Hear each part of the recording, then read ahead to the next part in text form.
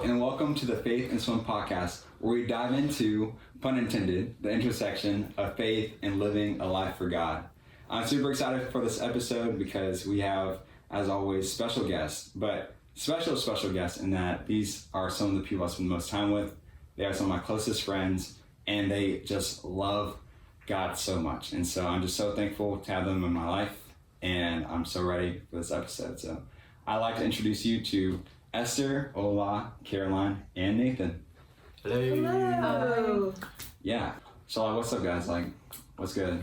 Not much. Nothing much is good? Everything is good. God is Yes. good. So, pretty much.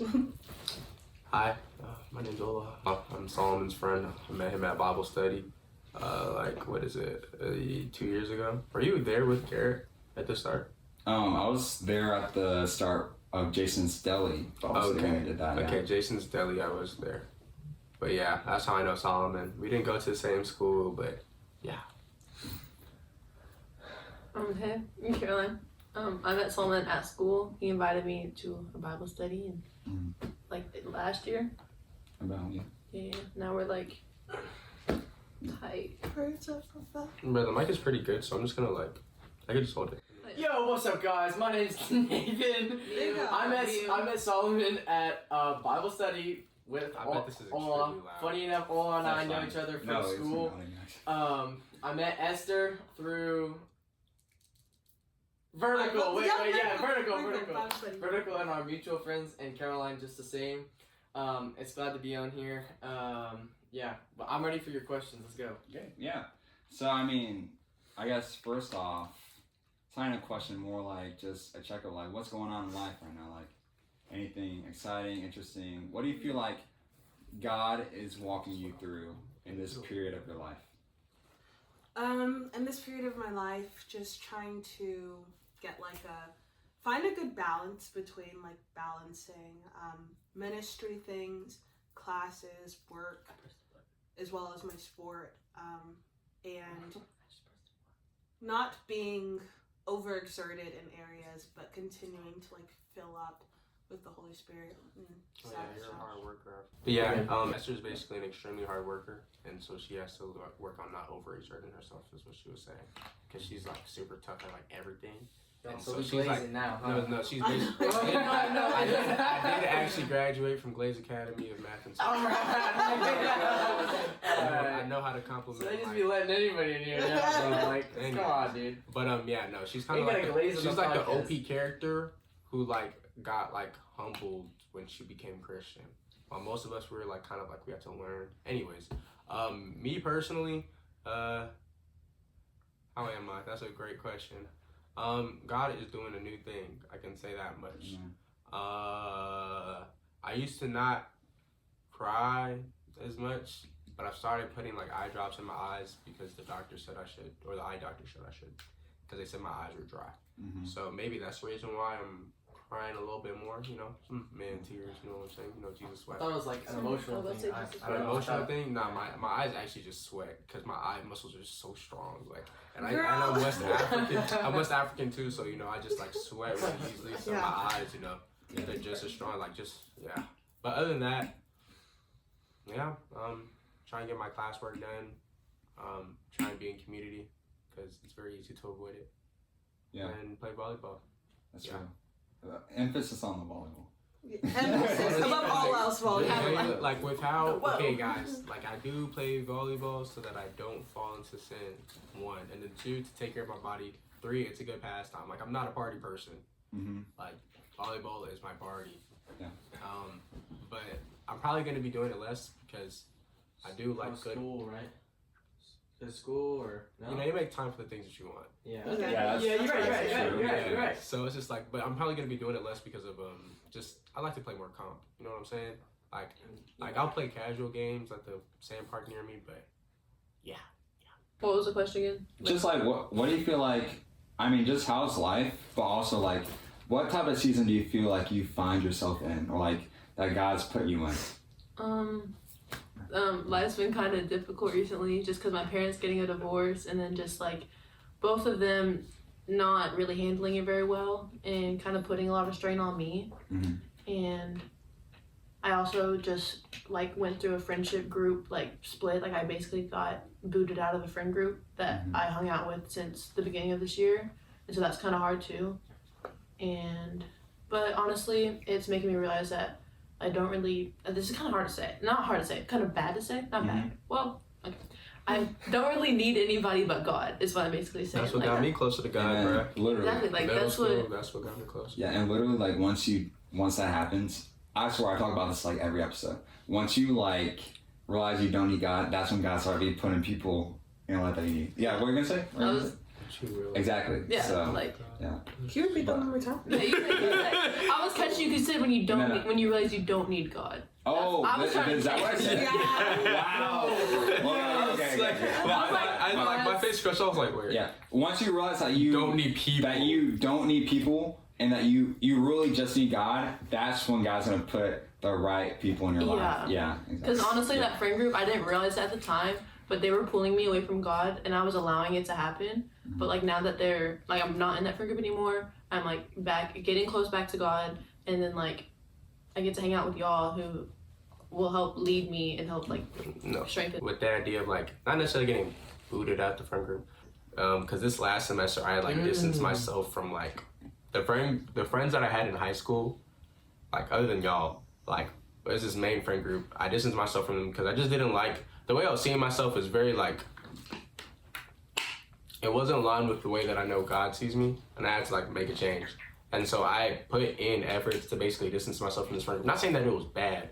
Like they definitely knew Christ, but they didn't know Christ to the extent that I felt like I knew him. Not saying that I know more. Almost like unequally yoked in a sense. Yeah, and I'm not saying that like it's not really. It was more for my own self because I was going through something. But then also too, like I'm in college by myself. And these people are in the group chat. They know God, but they're talking about drinking and they're talking about partying, and they call it fun. And I'm not saying you can't go to a party. You can go to a party and not sin, but it's just a matter of like if you go to a party, the likeliness of you sinning is higher. It increases. Yeah. So like, why put yourself in the place the first time? Yeah. Yeah, and I think let's talk about that, bro. Like, I think a lot of it has to do with going into, like, I just see this so frequently where like people are like, I don't know what's gonna happen. It's like, why do you even give yourself that option? Like, why do you even say I don't know what's gonna happen? Like, if you're going into an environment of, I just am reminded of like Romans 12:2 all the time. In regards to that, it's like if you know what you believe and you're going into an environment that has temptation, that has sin, I understand, like, first of all, putting yourself in that position, and then second of all, like, don't even, I don't know, what are y'all's thoughts on that? Like, on that, like, you know, I've had other friends and they drink, and the thing is, like, just speaking from this biblically, Jesus, one of his first few miracles was making water to wine, right? Yeah. For a wedding. And the Bible never says, like, you know, alcohol is bad. Yeah. But it says don't get drunk, right? That's the sin is you let yourself, like, that's what it is with, like, any extreme. Like, you can make it like an idol, right? People can turn to alcohol for, like coping, right? Yeah. And like I've heard and I've said a couple of times to some people, it's like, well, if you use alcohol as a way to cope with things or any other thing, like, as long as you're like, if you are not going to God first, or at least you're not going to something that will benefit you in another way that isn't like chemically, then like, and I said that totally wrong. Hold on. Because if you lose the ability to like find refuge, because that's what I'm trying to go to. Yeah. If you lose the ability to find refuge in God, then you seek it in other places that you shouldn't. That's right. That's so good. Right. So because everybody needs refuge, and like we were talking about, like we were just talking about like friends, right? Like everybody requires community, but where you are in community is important. It matters. Are you in a community that focuses on their heart rather than their actions when it comes to God, right? That matters. Like there is a distinction in who you need to be around, and when it comes to like friends or anything like that, like if they drink, that alone inherently is not bad. Yeah. But it is bad when you do it too much. Anything can have its extremes. You know what I'm saying? Like, Yeah. there's always a spectrum of And something. then Yeah. Like, I do want to clarify with this friend group. I didn't need to be this close. We was testing this, so I was pretty loud. But what's the word? Like, these people know God, and I'm not trying to say as if like they're sinning, like I need to get away from them type. Yeah.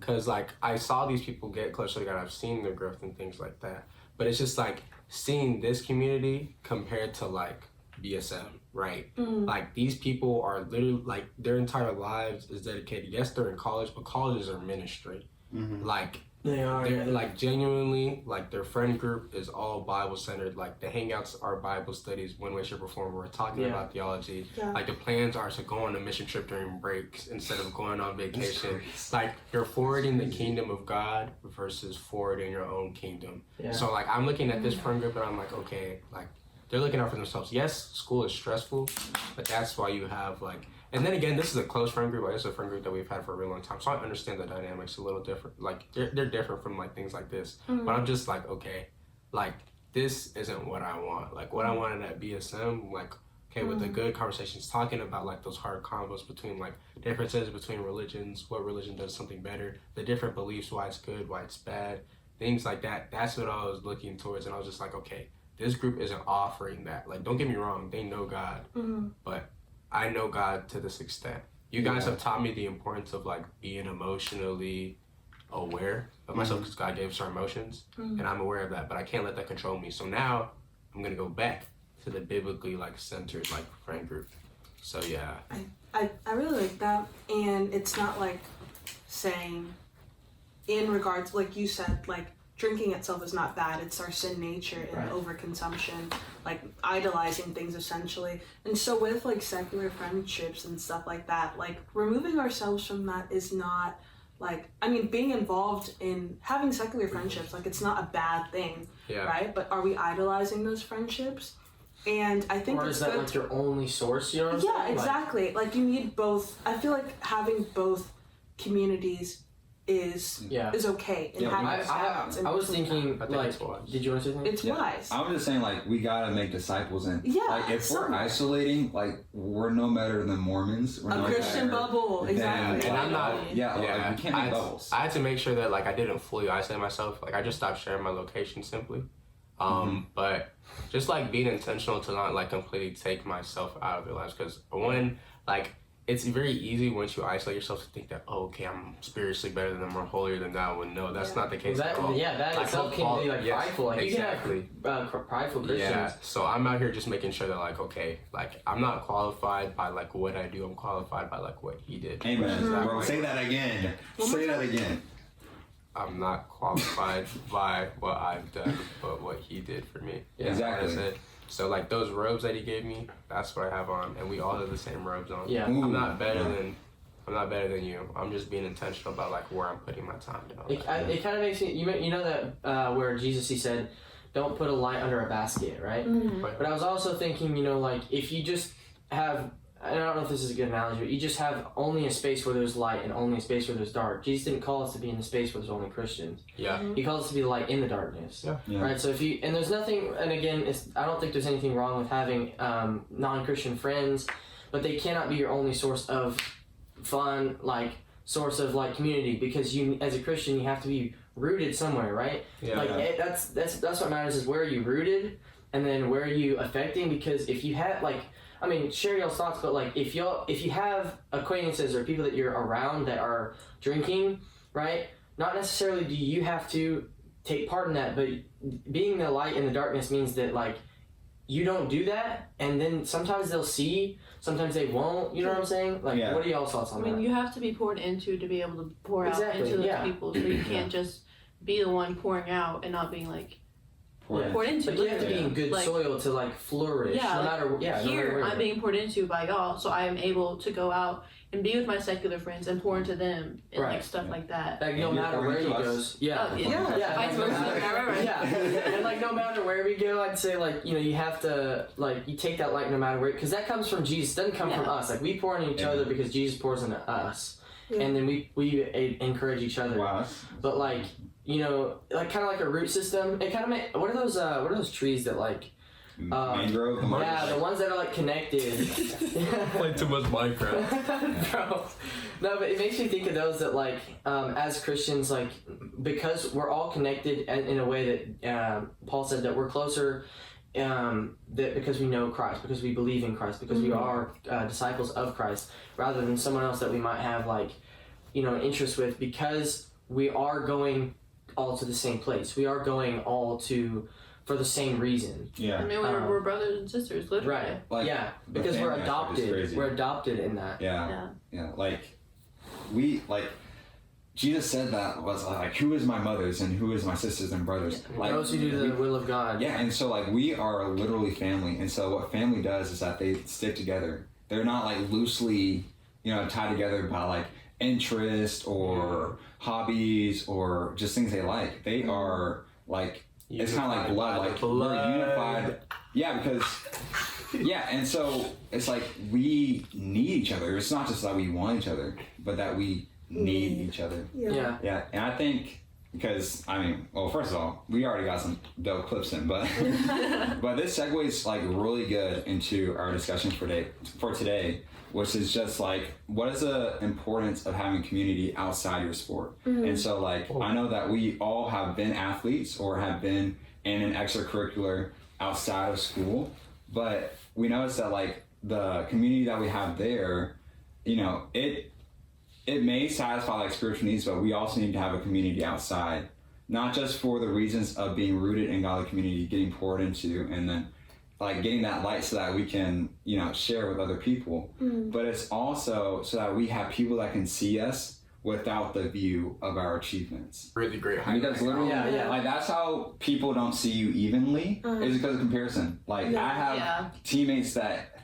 not gonna lie, like sometimes it's hard to love because I just want to be better than them, you know. And so that's why I feel that. Yeah. I feel like, what's the difference? Okay, wait. I'll save that thought. I'm gonna. Okay, save it. Yeah. Esther, Keep a pin in it. Esther, I personally think you should talk first because you're literally like D1.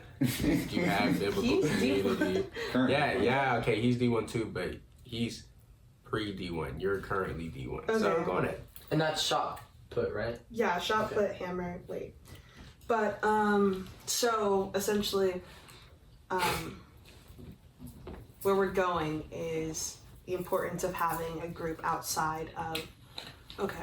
Well, I feel like since like really in high school, a lot of I think high school prepared me really a lot for college. So in high school, I was involved in, I feel like everything. Like I can tell y'all for it, she was in choir, she was in debate, she was in weightlifting or powerlifting.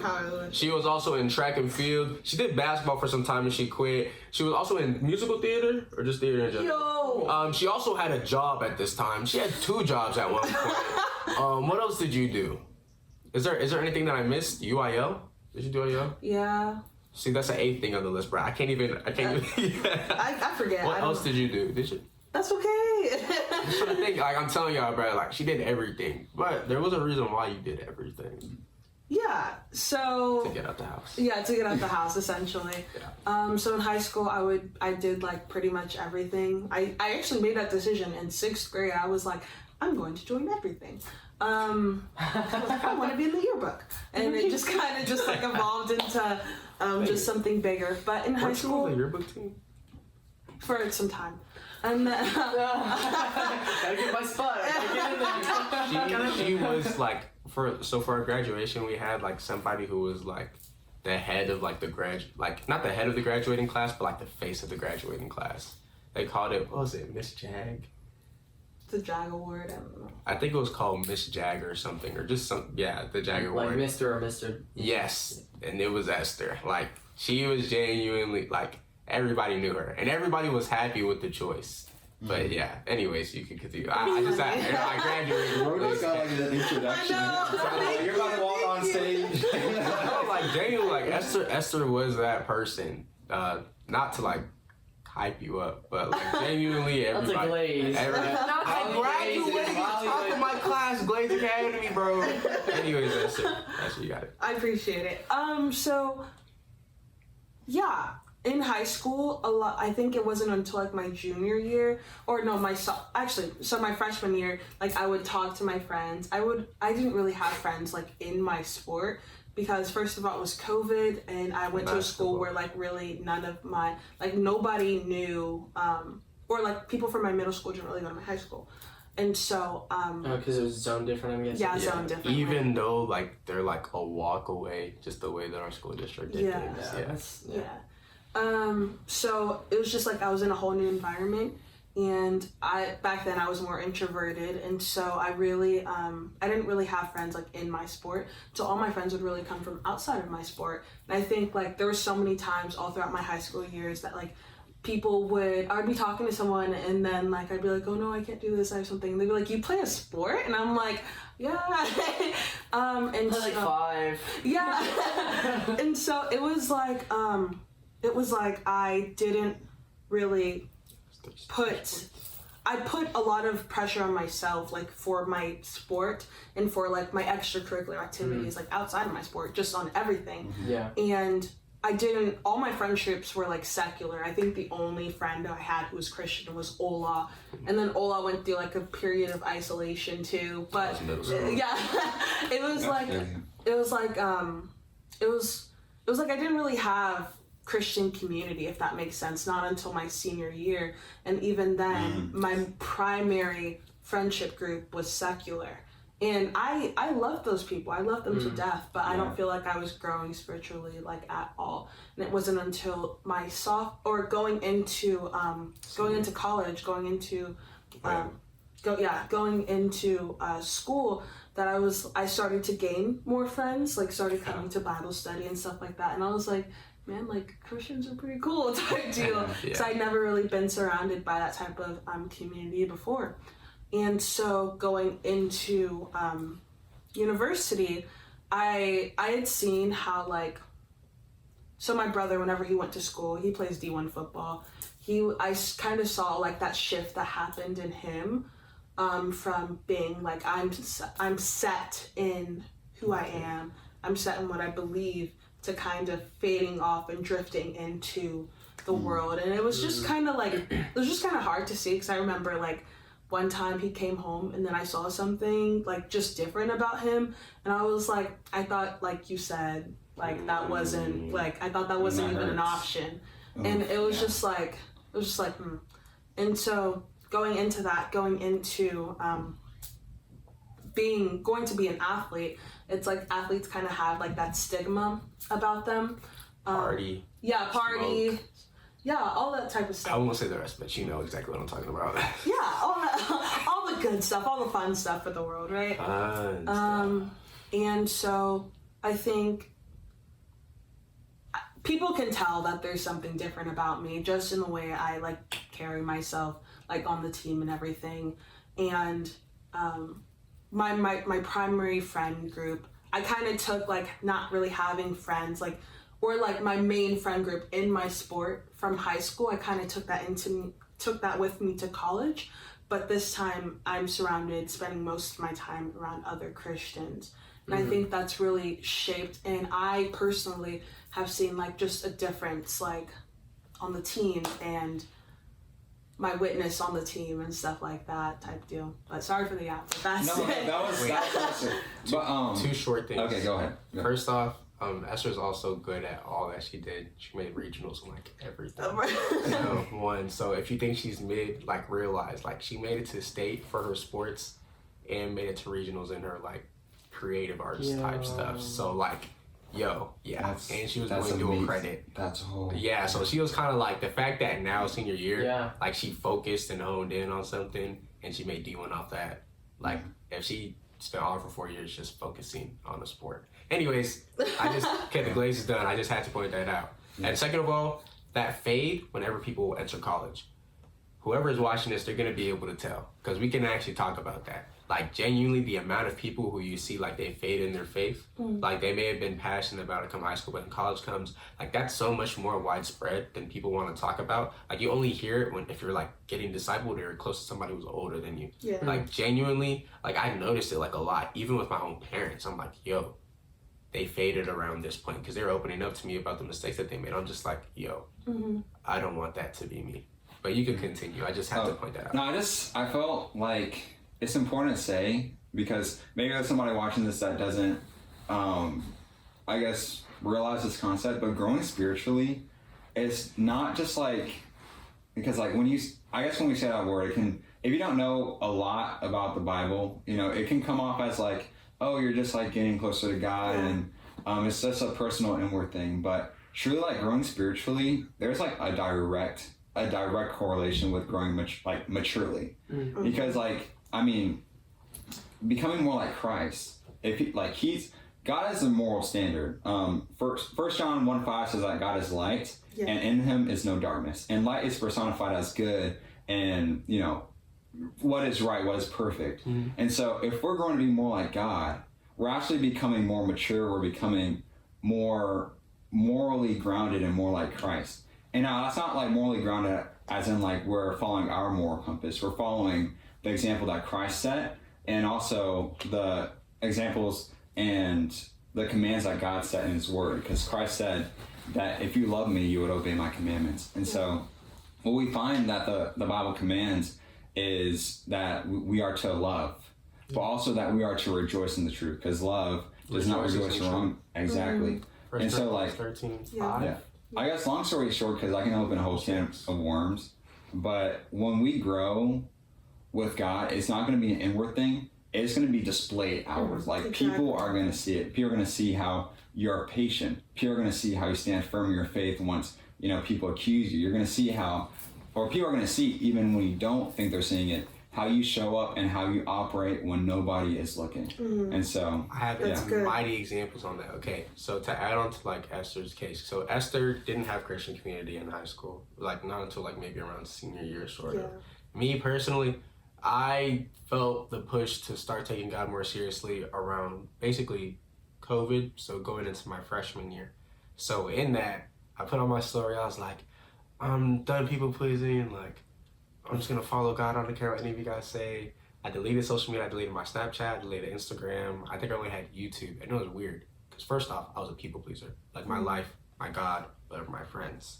So the fact that I'm putting that away, now it's like, okay, dang, like I might as well just please the only person who's like gonna be with me forever, which was God. And that's what got me closer to God, because I had no distractions. Now I'm not trying to say like I was out here like isolated 1000%. In my room all the time. Now, don't get me wrong. There'd be times where I would not leave my bed. I'd just be reading my Bible, because I was like, dang, there's actually so many interesting stories. Right. Like I'd go out and hoop with like Marvelous, and, like my little brother and all that. But other than that, like it was weird going into like freshman year. First off, with different friends. Second of all, we have masks on and everybody's like socially distant. But it's just like, oh wow, like here I am taking Christ seriously. Like I remember my friend Carson. You remember Carson? What's the word? We were on a call, or he put on like Playboy Cardi, and like dude, like I remember like running home from school, because I would run home from school. Like, I wasn't gonna with the ramen jacket too. But he asked me the ramen one. Yes, ramen, dude, I remember that. We don't talk about those days anymore. But he put on some Playboy. He was like, "Yo, like what song do you want to play?" He said some Playboy Cardi song, and I was like, nah, bro, I don't listen to that anymore. And that was so hard to say, because it was the first time that I had to be public about like what was happening on the inside.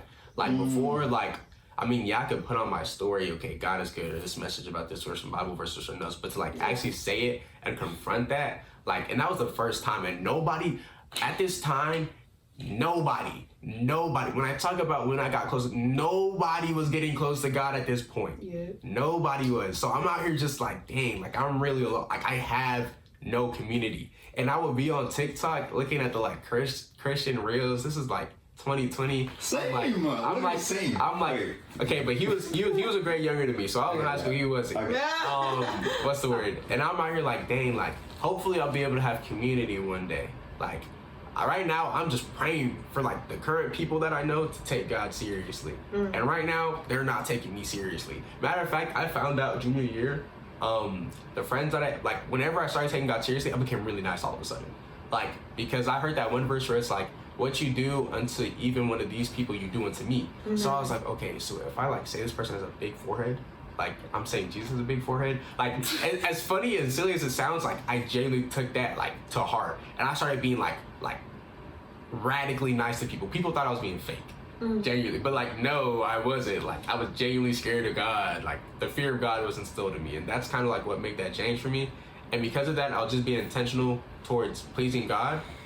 And then I didn't have community either, but like when it came to my sport, comparison, what you were talking about. I was just about to say, if we... Yeah, like genuinely, like I could talk about, like there was one person, and usually, okay, I'm gonna bring in this example. I don't really hate people. Like I don't dislike people. Like I never would consider myself jealous. Like I'm cool and I'm chilling. Like God gave me this. Like I used to practice thankfulness a lot, and I didn't realize it. Like I just did. And so I remember senior or junior year, right? I can say his name. That's not that big a deal. He was about to go to the army. That's not that big a deal. Jaden. Shout out, yeah. Jaden. Hey. Jaden. Mr. Lightskin. But I remember sophomore year, like I had already been in club track for a minute. I'm getting better, right? He's just doing whatever sport that he wants to do, you know what I'm saying? I used to be faster than him the majority of my life anyways too, right? But like, you know, we started going to practice and everything, and I'm noticing like he's really improving in the 400. And I saw this man literally like crippled, like his shins were split because I think it was a tibia or fibula, something. Basically, it was a soccer game, somebody ran into him, they misdiagnosed him, it ended up being worse than he thought. So I saw this man literally at the bottom. I saw this man get made fun of running the 800. He told all of them, he was like, I'm gonna get all y'all back. I'm gonna be better than, and he did. He genuinely did. Like he was at the bottom. He told everybody he was gonna be better than all of them, and he did become better than everybody. Like he became like he was about to be team captain of varsity for like the sprints or something senior year. But I remember like we would practice, and I saw him getting better than me, and I like genuinely like jealousy started to like root, like genuinely, and I never admitted it until my senior year. Once I like, you know what, bruh, I'm genuinely jealous of you because like I'm out here doing the same practice as you are, but you're not getting as tired, and I'm working as hard. Like I'm heaving, I'm learning all these, I'm teaching you the techniques. Like I'm literally teaching you how to run. Why are you improving faster than me? I've known this more than you have. Like it doesn't make sense. I'm putting you onto the track club. I'm showing you which coaches are right. I'm showing you proper form. Why? I literally, you were weaker than me. Like even in weight room, like not on some like pride stuff, but like I'm like in the weight room, I'm genuinely stronger than him. Like, why are you improving? Maybe it's because like, you know, you're just more bouncy so you have less weight. I don't know, but I was genuinely jealous. And then like I started to realize now I don't want to say this excuse, but oh yeah. I have sickle cell trait, and I didn't think that was a big deal until I got a full body cramp. And then like I did research online, and it turned out that sickle cell trait actually affects athletes who are like training more professionally. And I was out here thinking that, okay, it's just some random thing, like it doesn't bother me, until like I did get that full body cramp. I couldn't move for 2 hours. The man who would never say a cuss word in his life, unless it was like in a song back in like the 8th grade, was now cursing like a sailor for 2 hours straight in front of my coaches.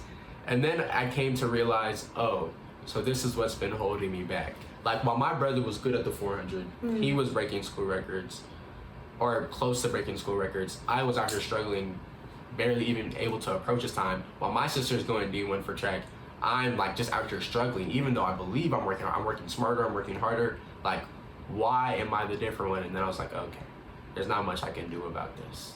Like I was born with this. But that comparison, like, I wonder how much it killed in me, genuinely. Like comparison plus not having community. Because you have community right now. And so you're able to find like a sense of self outside of your sport, which is really good. But me personally, like first off, I'm hard on myself. Soccer top, like coach, he drilled that into me, like just being hard on myself and just like having accountability. That's why I was like, I always looked really stressed sophomore year. People always looked like, I was like, yo, are you going through something? I'd be like, nah, I'm okay. It was my first time doing a sport. I was taking 3 AP classes and nobody was telling me how to do it. So I feel like I'm alone, basically, and I'm Christian, so I don't really have friends. I have people I know, and I can laugh with them, but like whenever I talk about something serious, they're not going to be able to understand me. So here I am, I'm finding my value in my classwork and in my sports. I'm not finding my value in anywhere else. And I'm a guy, and so it's like, you know, girls, they're more on top of it, where it's like my value isn't in any of these things. Like I have innate value, and that's what the Bible teaches. But like I knew it, but I didn't know it in my heart. So I'm seeing my performance, I'm seeing, okay, the 2s on the AP test, or okay, I'm not on varsity yet, and I'm trying to give myself grace, like, oh, it's my first year here, it's my first time doing a sport, and I have AP classes. But like all I'm seeing is my performance, and I'm getting depressed, I'm getting anxious before races, before practice. That's why I quit senior year, because I was crying before practice because I was just anxious about it. And then I go and practice, and then God would show out, but I'd still get anxious because I was trying to find my value in my sport, not in my community. And senior year was where I was also starting to get closer to this Bible study. But even then, like, there was just like a lot that I had to work on internally with the way that I saw myself, which I'm glad that you have a community now, because I feel like that makes you just that much better at your sport, because you don't have the pressure of trying to perform. And usually whenever, yes, pressure does make or break diamonds or whatever, but like whenever, and most things, whenever you realize that it's not a chore, but it's like a privilege, that's when you usually do so much more better. It's not an easy thing, right? Yeah. And I had to read a book about it. I had to read The Freedom of Self-Forgetfulness, because like even though I do have community, I still find like it's a human condition. It's a struggle every single day. I find myself struggling to wanting to perform to a high level.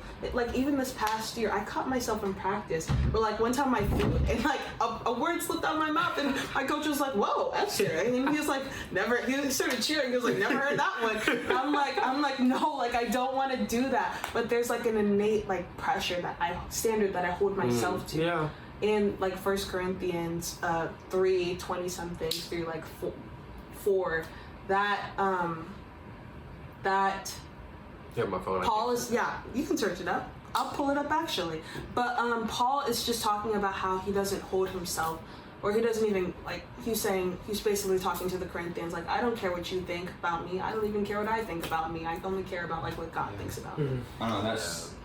I was going to say, there's, like, Solomon, you and I were talking about this the other day, about, like, we were on the phone, and something to the lines of what you were saying is sort of like, so a lot of the, I wanted to remember we were talking about perfection, and then we were talking about also the fact that like you can put your heart into something and you're doing the best of your ability to have excellence, and how there's a difference between keeping, like, forcing yourself into a level of perfection due to comparison and insecurity, rather than, on the other hand, it's security, and you know what you're doing, you know who you are, you may mess up, you know that like you're not the expert in it, but you're learning, and that you're doing the best of your ability, right? That we were talking about. Yeah. We were talking about that, and when it goes to like what you were talking about, I was thinking over and over. Whenever we were talking about, like, you're talking about the perfection, I always think, I'm like, that when that happened to me, that like that shifting, that letting go of like the perfectionism. I don't know if this is like anything y'all have experienced, like letting go of the need to be the best, like, was an idol for me, and then that perfectionism, letting that go, and then channeling it into like becoming more secure, becoming like at least those things that would help me, like, now I'm just gonna do the best of what my ability is instead of comparing myself. That kind of, did you ever go through something like that? Is that similar to what you were talking about? Yeah. And it's still struggling today. Yeah, and I mean, like, I don't think it's necessarily. You go. I'll say like the perfectionism thing, it's not a bad thing to like want to be good at what you do. Like even like, okay, you look at Colossians 3, work at all things if you're working for the Lord. Yep. Like you want to do a good job, like that's normal. But I guess like since we're younger, we have like, we're more ambitious in our like ideals and our goals, and also that standard is what helps us like want to get better. But I think if it's not treated well, it's basically easy to become an idol, easy to be like, the devil is looking to steal, kill, and destroy. Like, it's prowling around looking for somebody to destroy, and that's basically an easy way that the devil can like use that for his own advantage in his own kingdom rather than for the kingdom of God. And also with the verse that Esther was talking about, 1 Corinthians 4:3-5. For as for me, it matters very little how I might be evaluated by you or by any human authority. I don't even trust my own judgment on this point. My conscience is clear, but that doesn't prove I'm right. It is the Lord himself who will examine me and decide. So don't make judgments about anyone ahead of time before the Lord returns. For he will bring our darkest secrets to light and will reveal our private motives. Then God will give to each one whatever praise is due. And so, yeah. I think it's pretty cool. Reading 1 Corinthians for the first time, I'm like, okay, like, this is weird. You know what I'm saying? But we were talking about something, and like at a certain point, I think I was talking about like, I'm not in a position to like judge these people or wherever they are in their walk. And Jesus warns us to not judge anybody. And then even in James 2, I'm pretty sure, I forgot where. But I'm just like, okay, I think I can understand the wisdom behind not judging anybody. Because at the end of the day, like, Jesus told us, like, you can't say that somebody's going to heaven or hell. Like, we're not in a position to get that. We're not perfect judges. Yeah. Like, who are we? Like, thinking that we can judge somebody perfectly. Like, God knows the heart. God sees what's behind the scenes. So it's like, at the end of the day, like, I'm just going to say, okay, this is God's word. This is what I'm going for. And it is what I'm going to be intentional about my own motives and like know what's motivating me. Okay, is it pride? Is it people pleasing? Is it my coaches? Do I want to just make money? Do I want to be popular? Like, I'm going to ask myself those questions. But overall, like, I'm going to give it to God. I'm going to have God prune those desires and purify them to see, okay, what's right and what's wrong, what should stay and what should go. And depending on where God wants to take you, like, maybe some things will stay. Maybe that discernment, that like, okay, some people would say you're really hard on yourself, but maybe God's going to use that and you'll become like a leader who can like discern, like maybe within a team, like, okay, this has to stay, this has to go. Or maybe that like grace that you give, maybe you're going to be a caretaker, and so you need to learn how to have that type of grace. But it just depends on, like, I don't know, wherever you are in your life. Could we go to Hello, and thank you for watching the Faith and Swim podcast. This episode went extra long. We're just having such a great discussion that we couldn't stop. So I'm gonna break this video up into 2 parts. The second part of the video will be released sometime next week. And so just thank you for tuning in, and I hope that you guys have a blessed day. So peace.